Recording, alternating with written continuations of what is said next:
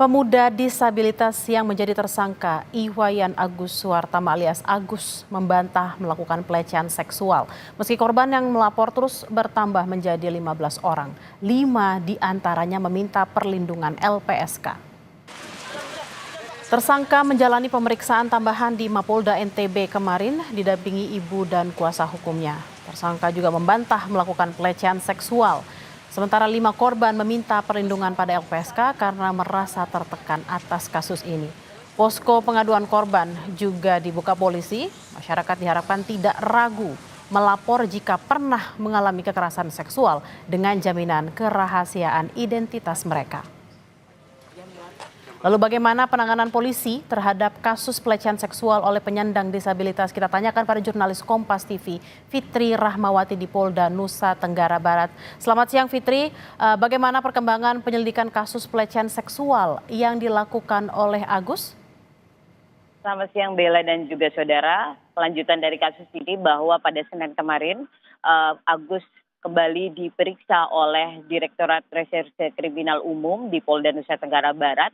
Agus didampingi oleh ibunya dan juga tim pengacaranya yang jumlahnya cukup besar, sebanyak 17 orang yang mendampingi Agus ini. Di dalam proses pemeriksaan tersebut, Agus tetap membantah melakukan dugaan pelecehan seksual yang dilakukan pada korban. Dan pada saat yang bersamaan Bella juga Menteri Sosial Saifullah Yusuf datang ke Polda Nusa Tenggara Barat untuk memastikan apakah penyandang disabilitas yang berhadapan dengan hukum benar-benar sudah mendapatkan hak-haknya dan proses pelayanan serta penanganannya seperti apa disaksikan langsung oleh Menteri Sosial pada Senin kemarin. Dan saat ini proses pemeriksaan itu sudah dilakukan di Polda Nusa Tenggara Barat sehingga kemudian Agus dikembalikan ke rumah karena menjalani tahanan rumah. Bella. Fitri, mengapa 5 korban meminta perlindungan LPSK? Apakah ada ancaman dari pelaku dan bagaimana korban Agus lainnya? Ya Bella, sebelum itu saya juga ingin menyampaikan kepada Bella dan juga saudara bahwa Jaksa Penuntut Umum juga telah meminta aparat kepolisian untuk melengkapi berkasnya untuk melakukan rekonstruksi yang rencananya akan dilakukan pada Rabu besok di lokasi ini di Taman Udayana.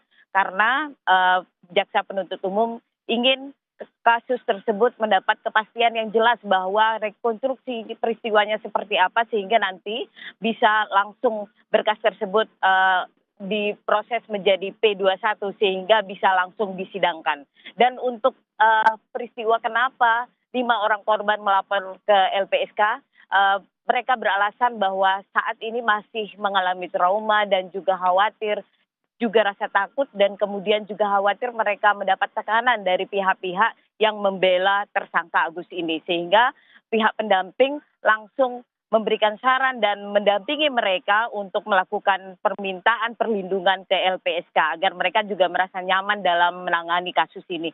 Karena dalam proses penanganan kasus ini para korban juga tetap memantau kelanjutan atau kasus ini seperti apa. Dan mereka juga meskipun sudah mematikan atau menutup media sosialnya tetap mendapatkan informasi dari orang-orang terdekat mereka terkait kasus ini. Sehingga pada saat ini para korban sebanyak 5 orang meminta perlindungan dari LPSK agar mereka merasakan ketenangan dan juga bisa menghadapi kasus yang melibatkan mereka dan melibatkan tersangka Agus ini. Dan juga pada saat kemarin Bella, Menteri Sosial juga memastikan bahwa perlindungan terhadap para korban akan tetap menjadi prioritas utama.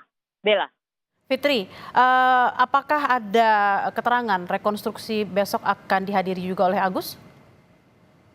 Ini ada 2 pendapat bahwa Agus akan dihadirkan dalam rekonstruksi tersebut. Namun juga aparat kepolisian belum memastikan apakah nanti Agus akan dihadirkan pada saat rekonstruksi pada Rabu besok ini. Masih dalam proses diskusi yang mereka lakukan tetap dengan Komite Disabilitas Daerah karena hak-hak Agus sebagai penyandang disabilitas ini juga harus dipenuhi dan ini tetap akan dilakukan koordinasi serta diskusi dengan pihak Komite Disabilitas Daerah ini dengan aparat kepolisian apakah nanti tersangka Agus akan dihadirkan dalam rekonstruksi yang akan dilakukan di Taman Udayana pada besok pagi. Bella. Baik, kita akan nantikan bersama seperti apa perkembangan dari dugaan kekerasan seksual yang dilakukan oleh pemuda disabilitas. Terima kasih Fitri Rahmawati langsung dari Polda Nusa Tenggara Barat. Selamat bertugas kembali.